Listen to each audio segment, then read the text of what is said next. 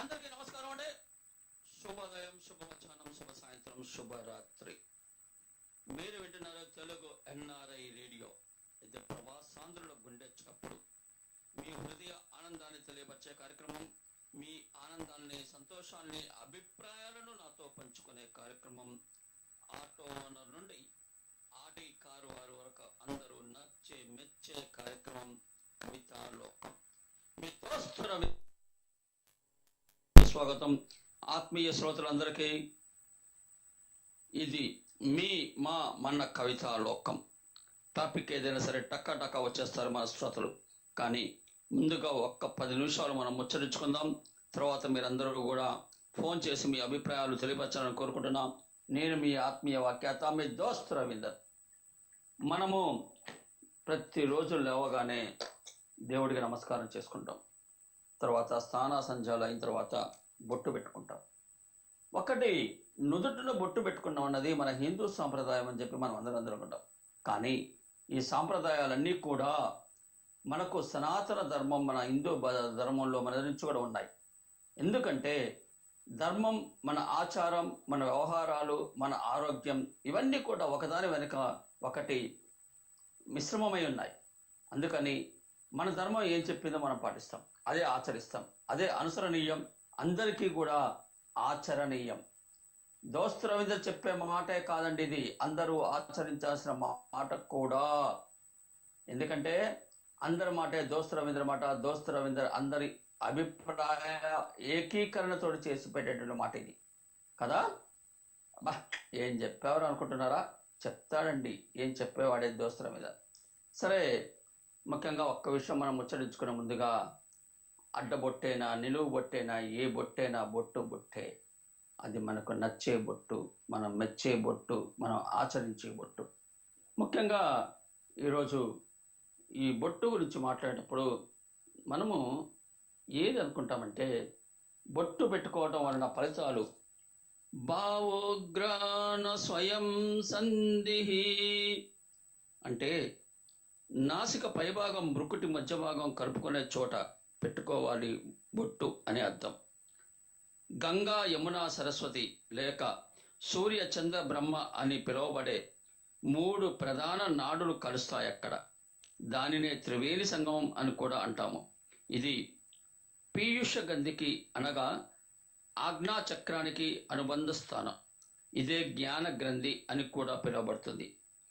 జ్ఞాన గ్రంథి అంటే అక్కడేనండి. ఎవరైతే సుగగ్న నాడికి చురుకుదనం కలిగిస్తారో వారు మేధావులు అవుతారు. అంటే నుదుటిన కనుబొమ్మల మధ్యలో ఎవరైతే టచ్ చేస్తూ ఉంటారో వారు మేధావులు అవుతారు. ముఖ్యంగా మనం ధరించే బొట్టు ప్రభావం పీట్యూటరీ గ్రంథులపై ఉంటుంది. ఇది అందరికీ తెలుసు. పీట్యూటరీ గ్రంథులు అంటే అందరికీ తెలుసు. కేనన్ అనే పాశ్చాత్య శాస్త్రవేత్త భృకుటి స్థానాన్ని, మానవ ధన మెడ వెనక భాగాన్ని రుణ విద్యుత్ కేంద్రాలు అన్నాడు. భృకుటి స్థానాన్ని, మానవ ధన మెడ వెనక భాగాన్ని రుణ విద్యుత్ కేంద్రాలు అన్నారు. మన వాళ్ళు చెప్పిన మాట కాదండి, పాశ్చాత్యులు చెప్పిన మాట. ఎందుకంటే మనం చెప్పిన మాట మనం వినం, వేరే వాళ్ళు చెప్తేనే మనం వింటాం. ఇవి రెండూ కూడా శరీర ఉష్ణోగ్రతను ఒక క్రమబద్ధీకరణ చేస్తుంటాయి. అందుకే మీరు అందరూ గమనిస్తున్నారు, ఇప్పుడంటే ఎన్ని హైటెక్ అయిపోయి చిన్నదానికి పెద్దదానికి ₹1,00,000 ఖర్చు పెడుతూ హాస్పిటల్లో జాయిన్ చేస్తారు. కానీ అంతకుముందు ఏదైనా వచ్చినప్పుడు మనకు తెలిసిన పెద్దవాళ్ళు చెప్పిన మాట చేసేవారు. జ్వరం వచ్చిందంటే చిన్న పడుకోబెట్టి మంచం మీద పడుకున్న తర్వాత తడిగుడ్డ పెట్టేసి నుదుటిని పెట్టేవాళ్ళు. ఇవన్నీ మనకు తెలుసు. ఎందుకు పెడతారంటే అలా చల్లగుడ్డ పెట్టడం వల్ల వేడి మొత్తం కూడా బయటకు వెళ్తేనే అర్థం. ఇంకా సూర్యుని నుంచి వచ్చే విశేషమైన శుభ ఫలితాలను ఇచ్చే కిరణాలను ఆకర్షించే శక్తి కేవలం ఎర్రటి కుంకుమకే ఉంటుంది. అందువల్ల మనం ఎప్పుడూ కూడా ఉత్సాహంగా, మన మెదడు ఉత్తేజితమవుతూ ఉంటుంది ఈ విధంగా బొట్టు పెట్టుకోవటం వల్ల. అందుకే ఒకనాడు వేదఘోష ప్రతిధ్వనించింది మన భారతావనిలో. ధారణ శక్తి పెరుగుతుంది. ఇలా చిన్నదానికే అనుకుంటారు, కానీ బొట్టు పెట్టుకోవటం వల్ల ఇన్ని ఫలితాలు ఉంటాయి. బొట్టుతో బోలెడని ప్రయోజనాలు.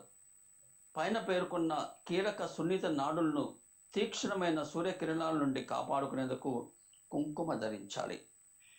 సాయం రాత్రి సమయాల్లో కుంకుమకు బదులుగా విభూతిని ధరిస్తే చల్లగా ఉంటుంది.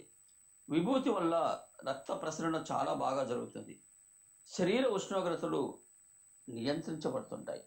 మన బాడీలో ఉన్నటువంటి వేడి తగ్గుతుంది విభూతి రాసుకోవటం వల్ల. ఓజస్సు వృద్ధి చెంది రకరకాల చర్మ రోగాలన్నీ కూడా నశించిపోతాయి. అవి రాకుండా ఉంటాయి విభూతి ధారణ వలన. బొట్టు శరీరంలో ఉష్ణాన్ని పీల్చివేస్తుంది. జఠర శ్వాసకోశాలకు తగినంత ఉష్ణాన్ని అందిస్తుంది మన బొట్టు. మనం సూర్యుడిని నేడుగా ఎప్పుడూ చూడలేం. స్ట్రైట్గా చూస్తామా, తలకా పైకైతే చూడలేం కదా. అదే మనం రంగురంగుల కళ్ళజోళ్ళు ధరించి ఒకవైపు అలా చూస్తూ ఉంటే సూర్యుని చూడగలుగుతాం. గమనించండి, డైరెక్ట్ చూడలేము, కళ్ళజోడు పెట్టుకొని చూడలేస్తాం. ఎందుకంటే సూర్యకిరణాలు అద్దంపై పడి పరివర్తనం చెందటం వల్ల మన కళ్ళకు ఏమీ జరగదు. అంటే ఇక్కడ సూర్యకిరణాల వల్ల కళ్ళకు హాని కలగకుండా రంగు కళ్ళద్దాలు ఎలా అయితే మనల్ని కాపాడుతున్నాయో, మన శరీరంలో ఉన్నటువంటి ఏ భాగానికి కూడా ఇబ్బంది కలగకుండా నుదుటను పెట్టుకునేటువంటి ఆ తిలకం మనల్ని కాపాడుతుంది, ఆ బొట్టు మనల్ని కాపాడుతుంది. దీన్ని గమనించాలి.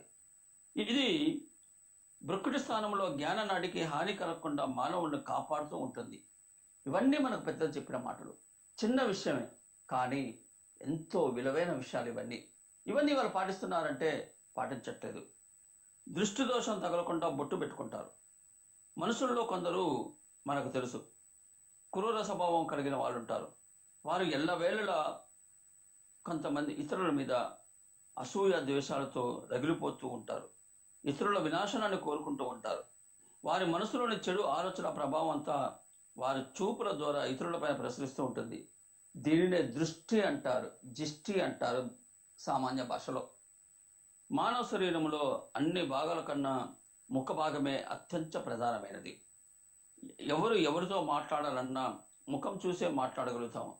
అందువల్ల పైన తెలిపిన క్రూర స్వభావం కలిగిన వారు ఇతరులతో మాట్లాడేటప్పుడు వారి ముఖం చూసి, అబ్బా వీరి ముఖం ఎంత అందంగా ఉంది, వీడు ఎంత అందంగా ఉన్నాడు, షారుఖ్ ఖాన్ లెక్క ఉన్నాడు కదా అని అనుకున్నారు అనుకో, వాడి పని అవుట్.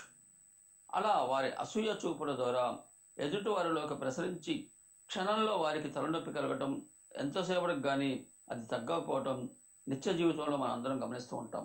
ఇవాళ దీనికి మన దగ్గర ఆధారాలు లేకపోవచ్చు, కానీ దిష్టి తీయటం అన్నది, దిష్టి తగిలిందని చెప్పటం అన్నది మన జనజీవన నాడిలో, జనజీవన ప్రవాహంలో అందరికీ తెలిసిందే. అరే వాడికి దిష్టి తగిలిందిరా, ఆమెకు దిష్టి తగిలిందిరా, ఏం చెప్పినా అర్థం కాదు. అంత బంగారం వేసుకుంటారు, అంత వెండేసుకుంటారు, అన్ని లక్షల చీర కట్టుకుంటారు, వాడికి ఆ ఇల్లు కట్టుకున్న కాంచి వాడికి దరిద్రం చుట్టుకుందిరా, ఇలాంటివి ఎన్నో మనం వింటుంటాం. దానికి కారణం ఏంటంటే నరఘోష, నరదృష్టి.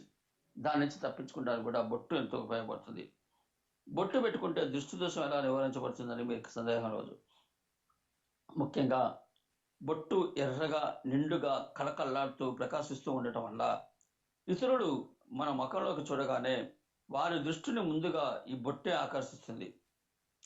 వారెంత ప్రయత్నించినా మన ముఖంలోని అందమైన ఇతర భాగాల వరకు చూడలేరు. ముఖ్యంగా బొట్టును చూస్తారు కాబట్టి నువ్వు అందంగా కళ్ళజోడు పెట్టుకున్నా, ఏది పెట్టుకున్నా, నుదుటు బాగున్నా, ముక్కు బాగున్నా, చెవులకు మంచి బంగారం గాజులు వేసి అవి పెట్టుకున్నా, చేతులకు అందమైన గాజులు పెట్టుకున్నా, ఇవన్నీ తర్వాత చూస్తారు. ముందుగా చూసేది నీ ముఖం పైన ఆ బొట్టును. అలా చూడటం వల్ల ఆ దృష్టి దోషానికి తగలదన్నది కొంతమంది చెప్తుంటారు. సరే, ఇది నిజమా, ఆధారమా, శాస్త్రీయ ధర్మాలు ఉన్నాయా లేవా అంటే ఇవన్నీ పక్కన పెడితే, దేనికైనా సరే మన పెద్దలు మాట్లాడిన మాటలు, పెద్దలు చెప్పిన విషయాలు, ప్రతి ఇంట్లో ఆచరించేసిన విషయాలు, ఇవన్నీ మనం చూసిన విషయాలే కాబట్టి మనం ఉచ్చరించుకుంటున్నాం. నేను చెప్పేదానికి నా దగ్గర ఇక్కడ పెద్దలు చెప్పిన విషయాల నుంచి తీసుకున్నటువంటి, గ్రంథాల ద్వారా తీసుకున్నటువంటి ఆధారాలతోటి, ముఖ్యంగా అనేక సోషల్ మీడియాలో వచ్చేటటువంటి విషయాలు నేను ఈరోజు ఇక్కడ ప్రస్తావిస్తున్నాను. మరొక విషయం, స్టిక్కర్ల బొట్టుతో చర్మ రోగాలు. నేటి స్త్రీలు గతంలో ఎవరికి వారు స్వయంగా తయారు చేసుకునే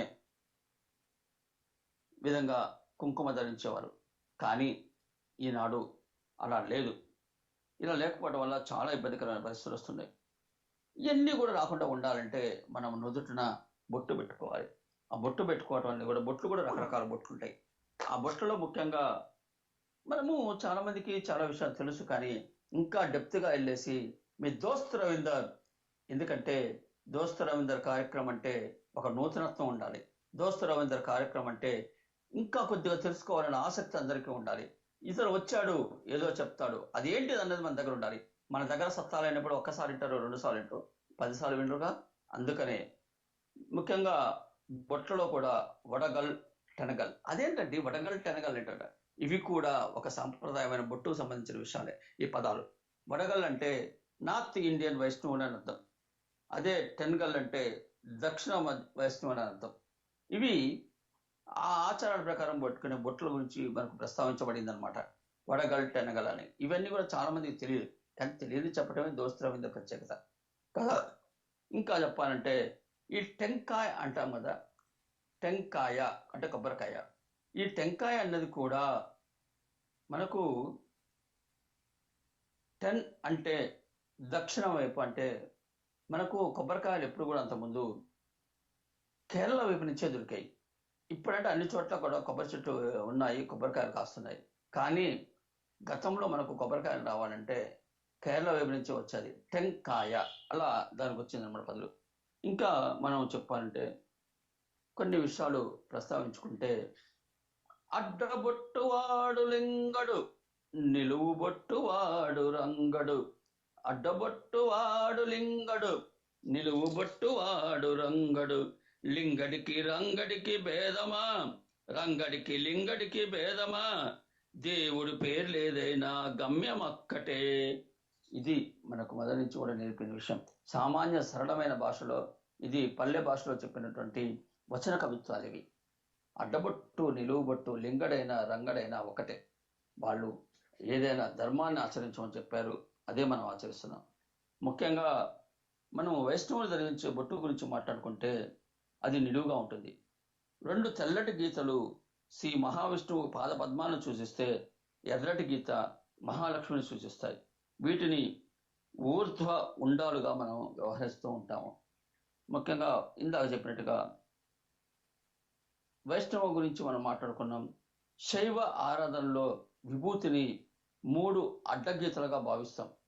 విభూతి ధారణ ఎంతో అవసరం కూడా. గీతల వెనక అనేక కారణాలు ఉంటాయి, అనేక రకాల వ్యవహారాలు ఉంటాయి. సత్వ, రజన్, తమో గుణాలకు వేదికగా 3 నామాలు. శివుడు కాలుడు, గతం, వర్తమానం, భవిష్యత్, వీటన్నిటిని కూడా నిర్ణయించేవాడు ఆ దేవదేవుడు. శివుడు కాలుడు గనక ఈ గతం, వర్తమానం, భవిష్యత్తు కాలాలకు ప్రతీకగా రకరకాల సాంప్రదాయాల్లో బొట్టును ధరిస్తాం మనం. మానవ శరీరంలోని షట్ చక్రాలలో ఆజ్ఞా చక్రం కనుబొమ్మల మధ్య నెలకొని ఉన్నది. ఈ ఆజ్ఞా చక్రాన్ని 3వ కన్నుగా కూడా మనం వ్యవహరిస్తుంటాము. బయటకు కనిపించే 2 నేత్రాలు ఒకటి గతాన్ని, మరొకటి ప్రస్తుతాన్ని సూచిస్తాయి. మనకు కనిపించే 2 నేత్రాలు ఒకటి గతాన్ని, మరొకటి ప్రస్తుతాన్ని సూచిస్తే, 3వ నేత్రం అది ఏంటంటే భవిష్యత్తును సూచిస్తుంది. ఈ చక్రం ద్వారా ఆధ్యాత్మికతను మనము మెరుగుపరచుకోవడానికి ఉపయోగపడుతుంది. ఇదే 3వ నేత్రం. ముఖ్యంగా కుంకుమ గురించి మాట్లాడాలంటే, నా దృష్టిలో బొట్టు పెట్టుకోవటం అనేది స్త్రీకి అలంకారాలు. హిందువులు మత సాంప్రదాయాల్లో ఒకటి ఈ బొట్టు పెట్టుకోవటం. కుంకుమ ధరించడం అనేది ముత్తైదువులు విధి విధానాలతో ఒకటే అని కూడా అందరి అభిప్రాయం. కుంకుమ బొట్టు అనేది స్త్రీ వివాహ స్థితిని తెలియజేస్తుంది, మనకు తెలుసు. పెళ్లి కాని ఇక్కడ చూడండి, పెళ్లి అయిన స్త్రీ ఒక తిరుగు బొట్టు పెట్టుకుంటుంది, పెళ్లి కాని స్త్రీ ఒక తిరుగు బొట్టు పెట్టుకుంటుంది. ఇవన్నీ కూడా మొదటి నుంచి మనకు తెలుస్తున్న విషయాలు.